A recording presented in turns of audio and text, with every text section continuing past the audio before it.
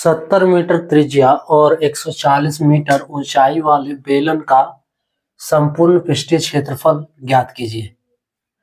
Hello dears, discuss कर रहे हैं एप्टीट्यूड। टॉपिक है मेंसुरेशन और क्षेत्रमिति। प्रश्न को आरआरबी ग्रुप डी 2022 में पूछा था। 2022 में 70 मीटर त्रिज्या है और 140 मीटर ऊंचाई है। ठीक है, बेलन है जिसका त्रिज्या, देखो बेलन ये हो गया, ये क्या हो गया, बेलन हो गया, ये बेलन जिसका त्रिज्या 70 मीटर है, ये 70 मीटर आर,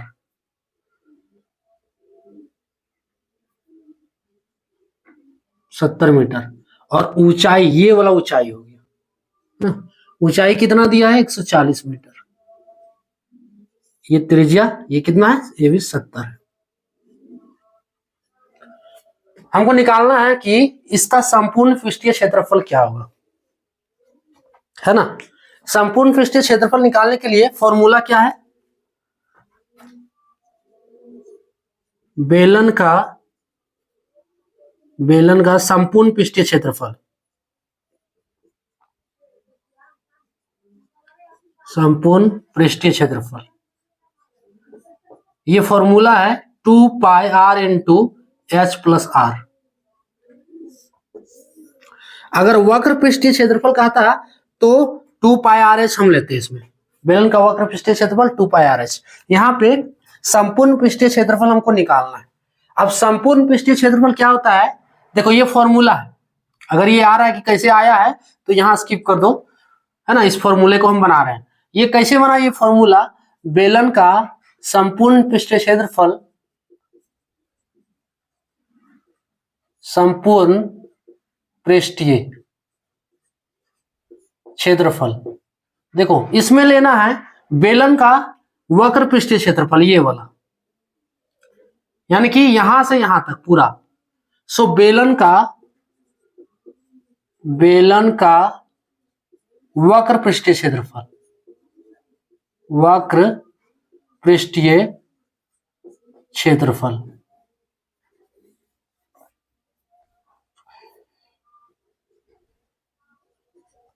पृष्ठीय क्षेत्रफल। एक बात ध्यान रखना है, इस फॉर्मूला पे लगाओगे, वैल्यू बैठाओगे, आंसर आपका निकल जाएगा। ये हम फॉर्मूला बता रहे हैं, ठीक है, ये फॉर्मूला हम बता रहे हैं। आपका प्रश्न सॉल्व हो चुका है। यहाँ पे वैल्यू बैठाओ, आर के जगह पे 70 और एच के जगह पे 140 वैल्यू बैठाओगे तो आपका आंसर आ जाएगा।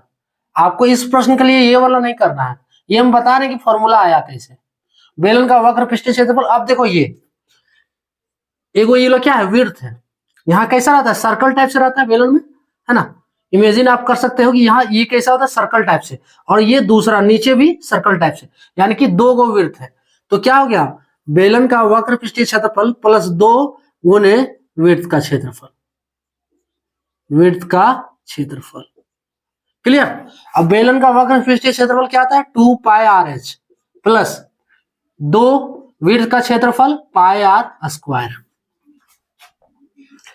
इज इक्वल्स टू, देखो दोनों में कॉमन क्या है, इसको हम लिख सकते हैं 2 pi R H plus 2 pi R गुने आर। अब देखो दोनों में 2 पाई आर कॉमन है, 2 पाई आर क्या है, कॉमन है। ये कितना हो गया, H plus R, H plus R, है ना। दोनों में 2 पाई आर कॉमन है तो इसको बाहर निकालिए। सो इसमें से 2 पाई आर बाहर निकाला तो एच बचा, इसमें से 2 पाई आर बाहर निकाला तो आर बचा। क्लियर। अब क्या है, ये फॉर्मूला बन गया। इस फॉर्मूले पे आप वैल्यू डाल दो, तो 70, 2 गुने पाई का वैल्यू कुछ नहीं दिया तो 5/7 ले लो, और आर का वैल्यू दिया है 70 मीटर, 70 मीटर गुने ये त्रिज्या क्या है, चलो यहां लिख दे रहे हैं, आर बराबर है 70 मीटर और ऊंचाई एच बराबर 140 मीटर। ठीक है, अब ये वैल्यू डालना है। सो 2 पाई आर इंटू एच का वैल्यू 140 प्लस आर का वैल्यू 70 इज इक्वल्स टू, देखो ये 7 70 10 बार में, सो 2 गुने 22 गुने 10, और ये कितना हो गया 14 और 7 21 गुने 210। अब इसको गुना करो, गुना करोगे आंसर मिल जाएगा। देखो 22 दूनी 44, 44 और इधर 21 को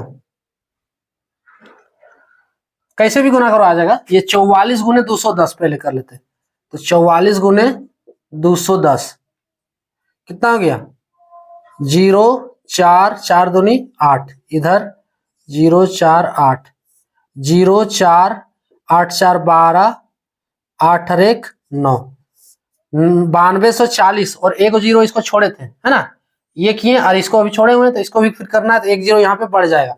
फाइनली कितना हो गया 924 है ना, मीटर स्क्वायर एरिया है, तो मीटर स्क्वायर इसका आंसर 92,400, ऑप्शन डी वाला करेक्ट है। क्लियर। इसको बनाने के लिए क्या है, सिर्फ ये फॉर्मूला पता होना चाहिए है ना, ये फॉर्मूला हम बताए हैं कि फॉर्मूला आया कैसे। इस प्रश्न के लिए ये सिर्फ फॉर्मूला पता होना चाहिए। ये फॉर्मूला लगाओगे, एच का वैल्यू 140 दिया, आर का वैल्यू 70 दिया है, उसके बाद वैल्यू पुट कर देना है, कैलकुलेट करोगे तो कितना आ रहा है 92,400 मीटर स्क्वायर इसका फाइनल आंसर। क्लियर। ये था टॉपिक। जय